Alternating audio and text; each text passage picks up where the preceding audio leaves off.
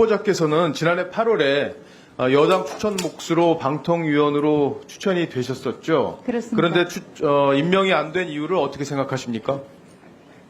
제가 구체적인 상황은 알지는 못하고 있지만 언론에 보도된 것에 따르면 민주당 쪽에서 반대 의사를 표명해서 제가 국민의힘 몫으로 추천을 받았지만 본회의 표결을 거치지 못한 걸로 들었습니다.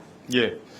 결과적으로 지금 김홍일 위원장이 탄핵이 추진됐던 이유 중에 5가지 이유 중에 첫 번째 이유가 방통위의 2인 체제에 대한 불법성을 야당에서 지금 지적을 했기 때문에 그게 가장 핵심적인 이유였는데 만약에 그 이진숙 후보자가 당시에 방통위원으로 임명이 됐다면 추천이 됐기 때문에 임명이 됐다면 그 야당의 불법성이라고 주장하는 부분이 무너지게 된다고 저는 생각하는데 거기에 대해서는 어떤 의견을 갖고 계십니까? 저도 같은 의견을 가지고 있습니다. 3인위원회가 되기 때문에 적어도 지금 현재 야당에서 주장하는 2인 체제는 극복할 수 있었을 것이라고 생각합니다. 2인 체제도 불법성이 있다고 법률적인 근거는 없는 것으로 그렇게 저희들은 파악하고 있고 법률로 봐도 제적의원 과반으로 결정한다고 되어 있기 때문에 2인 체제에 대한 불법성 여부는 법률적으로는 맞지 않다. 저희들은 그렇게 판단하고 있습니다. 그리고 지금 현재 중요한 게 이제 공영방송 정상화 부분 아니겠습니까? 그런데 우리 여기 존경하는 정동영 의원님이 계실 때만 해도 MBC가 상당히 국민적인 사랑을 받는 그런 언론 매체였다고 생각합니다. 그 이후에 여러 가지 이제 MBC가 국민적 갈등을 일으키는 여러 가지 원인 제공을 한 부분이 있는데 그 부분에 대해서는 어떻게 판단하고 계십니까? 저도 여기 그 정동영 위원님을 정선배라고 부르면서 같은 공간에서 근무할 때가 있었습니다. 그때는 MBC가 뉴스 데스크에 서로 광고를 하고 싶어서 이른바 마쿠 로비를 할 때였고 드라마 왕국, 예능 왕국으로 불리기도 했습니다. 그런데 언제서부터인가 언론 노조가 주도적인 회사 내 세력으로 되면서 정치성이 굉장히 강화가 됐습니다. 그래서 김장겸 위원님께서도 잘 아시리라고 생각을 하지만 노조가 중요한 결정을 사실상 좌지우지하게 되는 그런 상황이 돼버렸습니다.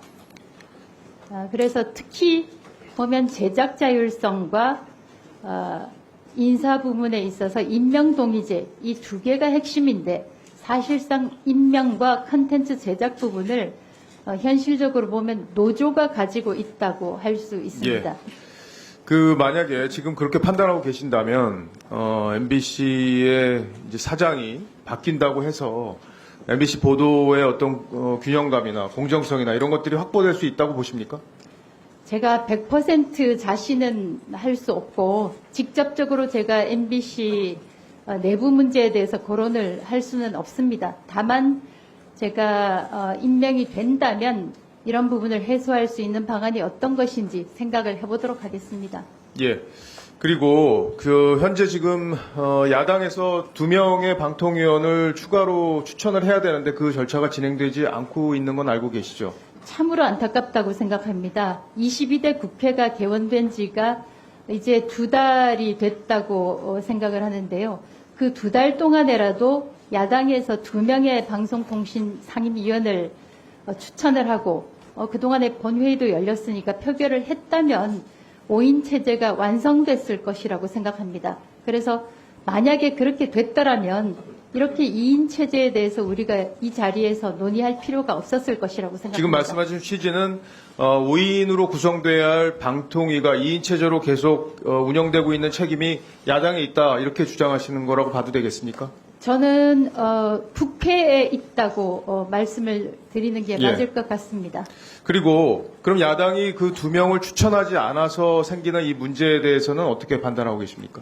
제가 이전에도 말씀을 드렸지만 민주당 쪽에서 야당 쪽에서 한시바삐 나머지 2명의 상임위원을 추천을 해주시고 국민의힘에서 1명을 더 추천해 주셔서 5인 상임위원회를 만들어 주시면 좋겠다. 다시 한번 강조 하고 예, 싶습니다. 본의원도 같은 생각입니다. 방통위를 정상화시키기 위해서는 국회가 제 역할을 다 해야 지금 야당이 주장하는 불법성 문제도 해결이 될 수 있다 이렇게 생각하는데 아마 우리 국민들께서도 같은 의견을 갖고 계시리라고 생각이 됩니다.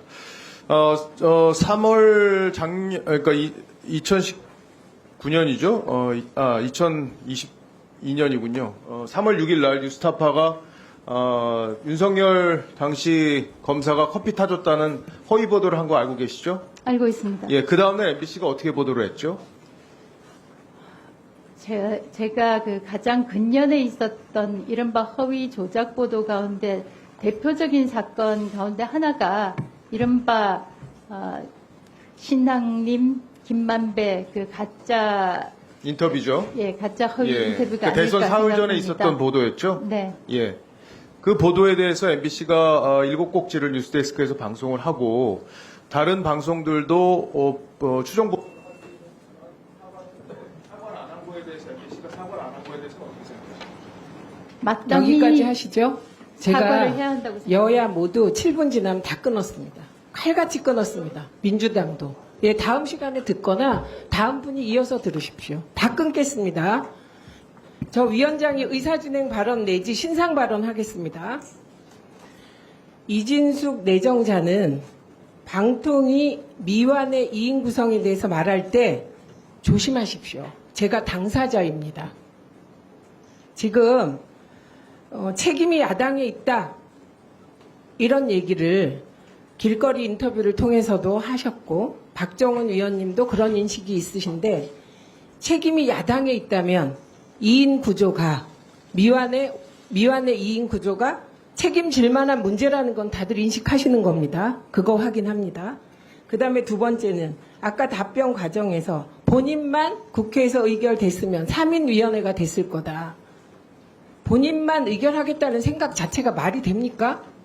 그래서 내정자에 대해서 문제 제기가 나오고 있는 것이고요. 본인만이라고 말씀드린 적은 없습니다. 아니요. 3인 체제가 되면 이게 이런 시비가 없었을 거라고 답변하셨어요. 예, 근데 어떻게 3인 체제가 가능합니까? 국회에서 3명을 의결해야지 하면. 제가 드린 말씀은 제가 3인만이라고 아까 말씀드린 적 없습니다. 말씀드렸죠. 아까 위원이 얘기하는데 끼어들어서 말 씹히게 하시지 마시라고 말씀 안 드렸습니까? 지켜주십시오. 이거 제가 의사진행 발언하고 있습니다. 질의응답하는 거 아니에요. 예, 그리고 박정훈 의원님, 여러 위원님들께서 자꾸 사실을 호도하시는데 방통위 미완의 2인 구조는 잘못된 겁니다. 해결을 해야 되겠죠. 근데 제가 사실을 취재하고 온 거라 말씀드립니다. 예. 반론 안 드립니다. 이거 의사진행 발언이에요. 말하지 마시라고요. 아니 이건 독재가 아닙니다. 제가 지금 의사진행 발언할 때는 좀 계시라고요. 아니 손 드시면 됩니다. 예. 그래서 제가 팩트체크만 해드리겠습니다. 대통령께서 민주당이 추천한 방통위원, 방송통신심의위원은 단 한 명도 임명하지 않으셨습니다. 예, 그리고 제 경우 제가 2021년 3월 30일 방통위원으로 2021년 내정됐을 때 국회에서 의결한 이후에 7개월 7일 동안 법제처 자격심사를 핑계로 임명을 안 했습니다. 근데 법제처는 아직도 판단을 안 하고 있고요.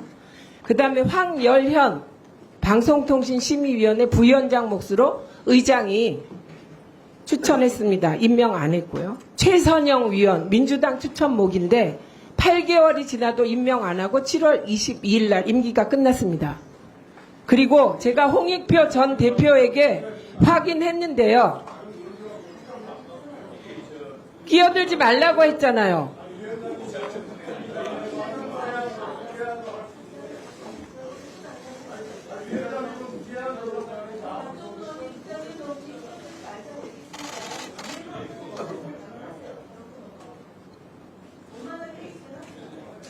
네, 그래서 제가 홍익표 대표와 그 이후에 원내대표에게 다 확인했습니다. 이전 이후.